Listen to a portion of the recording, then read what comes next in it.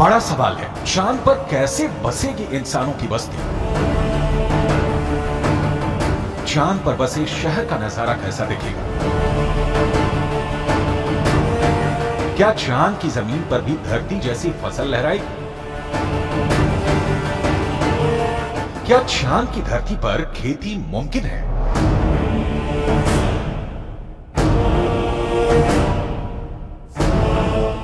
विज्ञान कहता है कि चांद पर अभी इंसानों के रहने लायक वातावरण नहीं है, लेकिन नासा का कहना है कि आने वाले वक्त में चंद्रमा की धरती को रहने लायक बनाया जा सकता है। लेकिन दावे के मुताबिक चांद पर बसने वाली बस्ती नहीं होगी सस्ती। अंतरिक्ष में चंद्रमा धरती का सबसे करीबी पड़ोसी पिंड है। पिछले 6 दशकों में इंसानों ने 100 से भी अधिक मून मिशन को अंजाम दिया है। सभी मिशन को कामयाबी नहीं मिली, लेकिन इन मिशन ने चांद को सबसे ज्यादा खोजा जाने वाला स्थान बना दिया और अब चंद्रमा पर जीवन की संभावनाओं की तलाश हो रही है।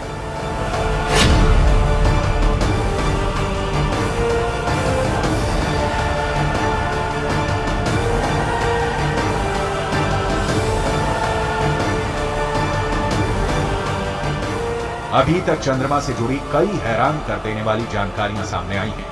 दावा किया जाता है कि चंद्रमा की मिट्टी में कई तरह के खनिज हैं। चांद की सतह पर पानी होने के भी सबूत मिल चुके हैं। वैज्ञानिकों का मानना है कि चांद पर जीवन के सबूत भी मिल सकते हैं। संभावना जताई जा रही है कि भविष्य में चंद्रमा पर मानव बस्ती बसाने का सपना पूरा हो सकता है, लेकिन ये काम इतना भी आसान नहीं है। चंद्रमा पर इंसान के कदम भले ही साल 1969 में पड़ गए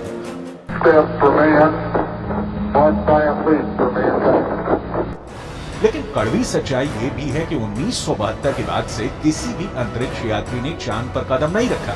जब से इंसान ने चांद पर कदम रखा है, तभी से वहां इंसानी बस्ती बसाने की चर्चा चल रही है। 1972 से अभी तक 51 सालों में कई मून मिशन भेजे गए और उससे जो जानकारी हासिल हुई, उसके बाद से अब चांद पर मानव बस्ती का सपना जल्द आसान हो सकता है, लेकिन ये बहुत अधिक खर्चीला भी हो सकता है। क्योंकि अगर चंद्रमा पर कॉलोनी शुरू करने के लिए धरती से सामान भेजने होंगे तो ये काफी महंगा साबित होगा। एक अनुमान के मुताबिक सिर्फ 100 लोगों के लिए चांद पर जरूरी सामान भेजने के लिए करीब 1.25 लाख करोड़ रुपए का खर्च आएगा। ऐसे में अगर चांद पर इंसान को रहने लायक बस्ती बसानी है तो सबसे पहले रोटी, कपड़ा और मकान जैसी बुनियादी जरूरतों को पूरा करना होगा, जिसमें सांस लेने के लिए हवा, पीने के लिए पानी, पेट भरने के लिए खाना, हवा के दबाव से लैस रहने लायक जगह और रोशनी के लिए बिजली जरूरी होगी। दावा है कि इनमें से ज्यादातर जरूरतों को चांद से ही पूरा किया जा सकता है। चंद्रयान 1 की मदद से चांद पर पानी होने की पुष्टि हो चुकी है। पानी की खोज के बाद इसरो अब चांद पर जमी बर्फ का विश्लेषण करने में जुटा है। चांद की सतह की बनावट को समझने में लगा है। नासा के मुताबिक चांद के दक्षिणी ध्रुव पर बर्फ है। बर्फ के साथ साथ वहां दूसरे प्राकृतिक संसाधन भी हो सकते हैं। साल 1998 में नासा ने मून मिशन के तहत ये बताया था कि दक्षिणी ध्रुव पर हाइड्रोजन है। नासा का दावा है कि अधिक मात्रा में हाइड्रोजन होने की वजह से वहां बर्फ होने की संभावना है। इसके अलावा चांद के दक्षिणी ध्रुव पर बड़े बड़े पहाड़ और कई गड्ढे हैं। ज्यादातर गड्ढे ऐसे हैं जहां अरबों साल से अंधेरा है। अमेरिका के नासा के मुताबिक घुप अंधेरे के बीच यहां बर्फ का जमाव हो सकता है।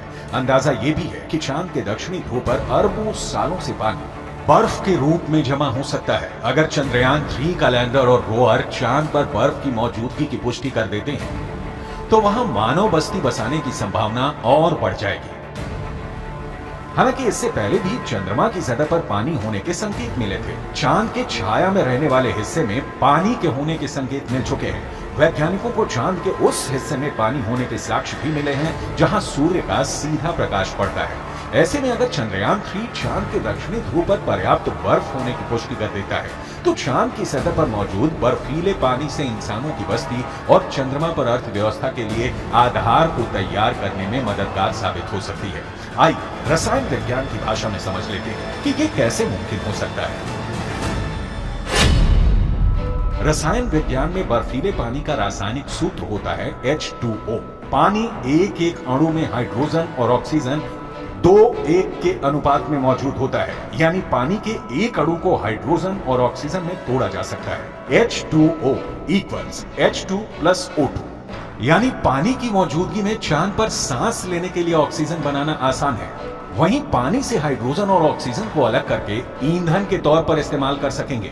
साथ ही साथ पानी से चांद पर बिजली भी तैयार की जा सकती है।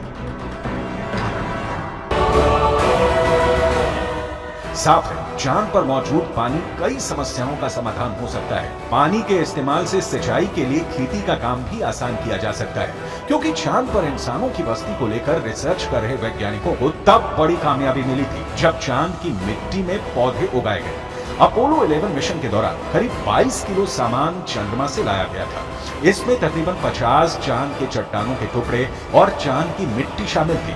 शोधकर्ताओं को इस बात का बिल्कुल भी अंदाजा नहीं था कि चांद की धूल भरी मिट्टी में कुछ उग भी सकता है या नहीं। उन्होंने इसे एक प्रयोग के तौर पर लिया कि अगर अगली पीढ़ी में कोई चांद पर जाता है तो वहां पर कुछ उगा सकता है। जो नतीजे सामने आए उसने वैज्ञानिकों को चौंका दिया। ऐसे में अगर चांद के दक्षिणी ध्रुव पर पर्याप्त मात्रा में पानी नहीं मिलता तो चांद पर बस्ती बसाने का सपना अधर में लटक सकता है। यानी चांद पर सस्ती बस्ती बसाने में चंद्रयान 3 बहुत बड़ा रोल निभाने वाला है, जिसकी शुरुआत चंद्रमा के दक्षिणी ध्रुव पर भारत के धमाकेदार दस्तक के साथ हो चुकी है।